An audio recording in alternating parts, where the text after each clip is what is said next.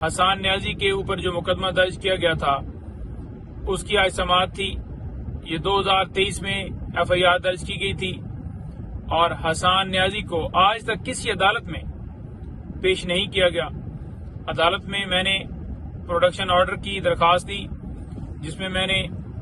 یہی استدعا کی کہ حسان نیازی کو پروڈیوس کیا جائے. ان کے ساتھ ملٹری کسٹڈی کے اندر تشدد کیا جا رہا ہے, ناخن اتارے جا رہے ہیں. ان کا ٹرائل جو ہے جس طرح سے چلایا گیا, جس طرح سے ان کے ساتھ برتاؤ کیا گیا, سپریم کورٹ میں معاملہ یہ زیر التوا ہے, لیکن مختلف کورٹس کے اندر ان کے مقدمات ہیں تو ان کی پیشی جو ہے ضروری ہے. اور عدالت کا کام ہے فنڈامنٹل رائٹس کی پروٹیکشن کرنا, لوگوں کے حقوق کی حفاظت کرنا. تو عدالت ان کو بلائے, دیکھے وہ کس حالت میں ہے, ان سے پوچھے, ان کی حالت چیک کرے. تو جناب جو وہاں پر پیش ہوئے پراسیکیوٹر, انہوں نے کہا کہ جناب ان کی صحت بالکل جو ہے اس حوالے سے ایک رپورٹ جو ہے وہ ہم نے لگائی ہوئی ہے. تو رپورٹ جب دیکھی تو اب کی تو نہیں تھی, وہ پتہ نہیں کب کی بنائی ہوئی ہے. اور میں نے عدالت کو یہ بھی بتایا کہ جناب یہ رپورٹ جو ہے جو بنائی گئی ہے, کیا یہ رپورٹ جس ہاسپٹل سے بنائی گئی ہے وہ کیا حسان نیازی یا ان کے گھر والوں کی طرف سے ریکمینڈ تھا, یا جن کی کسٹڈی میں ہے ان کے ہی ہاسپٹل سے ایک جھوٹی رپورٹ بنائی گئی ہے. تو کوئی جواب نہیں تھا. اور میں نے کہا جی کہ انہیں عدالت میں آپ کے حکم کے باوجود بھی پیش نہیں کیا جائے گا کیونکہ جنگل کا قانون ہے. اور عدالت نے جب پوچھا کہ یہ بتائیے کہ حسان نیازی کو کب جو ہے وہ گرفتار کیا گیا تھا, تو میں نے بتایا کہ ایبٹ آباد سے کیا گیا اور اس سے پہلے انہوں نے کہا کہ یہ ایف آئی آر تو اس سے پہلے کیا. میں نے کہا جی بالکل. اور حسان نیازی یہ نہیں تھا کہ اس کیس کے اندر جان بوجھ کر پیش نہیں ہوا یا اس کیس کے اندر کسی جگہ پہ حاضر نہیں ہوا, بلکہ ہوا یہ تھا کہ اس میں بیل ہوئی اور بیل میں کیونکہ ابھی چلان جمع نہیں ہوا تھا تو چلان جب جمع ہوا ہے تو ہم فوراً آ کر پیش ہوئے ہیں. اور جو روپوشی کا معاملہ تھا, میں نے کہا جی کہ پاکستان تحریک انصاف کے جتنے رہنما, جتنے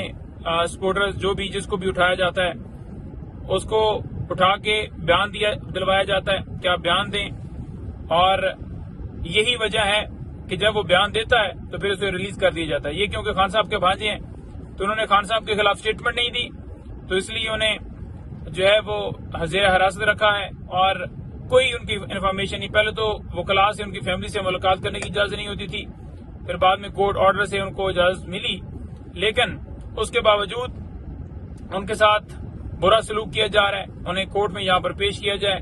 انہیں لایا جائے. اور میں نے یہ بھی بتایا کہ جناب سپریم کورٹ میں ایک جو لسٹ تھی جو کسٹڈی کے اندر ہیں وہ بھی وہاں پر فراہم کی گئی تھی. عدالت نے کہا کہ وہ لسٹ فراہم کر دیں یا کوئی ثبوت فراہم کر دیں جس سے یہ شو ہو کہ وہ ملٹری کسٹڈی میں ہے, کیونکہ سرکار مکر رہی تھی, کہہ رہی تھی کہ ہمیں نہیں پتا کہ وہ کدھر ہیں اور آپ نوٹس بھجوائیں آئی او کو, یہ وہ ہے, رپورٹ منگوائیں. میں نے کہا جی یہ ٹرک کی بتی ہے, ٹرک کی بتی کے پیچھے لگانے والی بات ہے, اور آپ ان کو فی الفور اس عدالت کے اندر پیش کرنے کا حکم جاری کریں, اور اگر آپ کا حکم نہیں مانا جاتا تو پھر اس کے اوپر ایکشن لیں. یہ آپ کا جو ہے حق ہے, آپ کا فرض ہے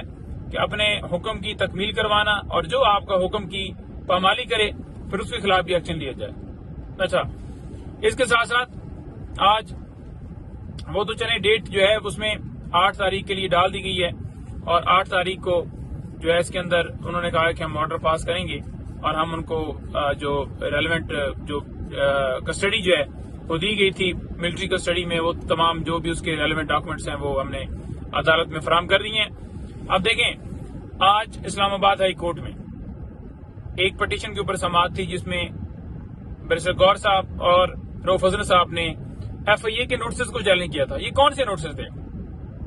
ایف آئی اے نے نوٹسز بھجوائے ہیں کہ آفیشیل ٹویٹر اکاؤنٹ سے جناب وہ جو ویڈیو شیخ مجیب الرحمان کے حوالے سے کہ غدار کون تھا وہ جو اپلوڈ ہوئی ہے وہ بتائیں, اس کے اوپر ہم موقف دیں.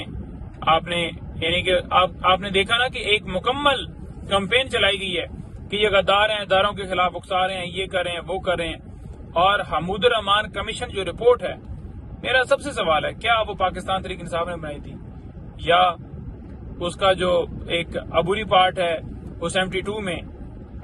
پیش کیا گیا، اور مکمل جو رپورٹ ہے، فائنل رپورٹ ہے، وہ 74 کے اندر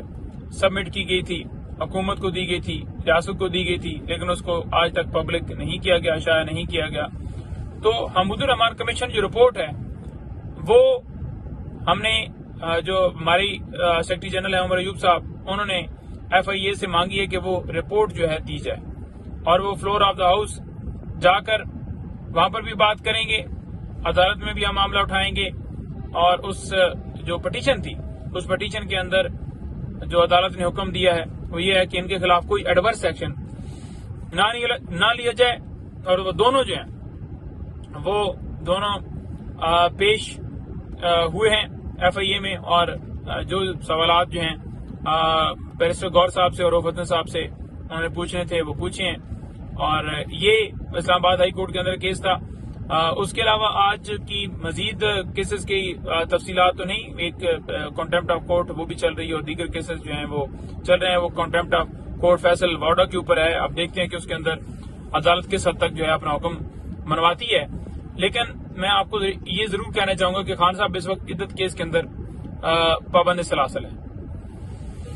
تو ہم اپنی عدالتوں سے بار بار استدعا کرتے ہیں کہ فیئر ٹرائل ہر ایک کا حق ہے۔ ان کے اس وقت جب فیصلہ آنا تھا، اس وقت جناب سماعت جو ہے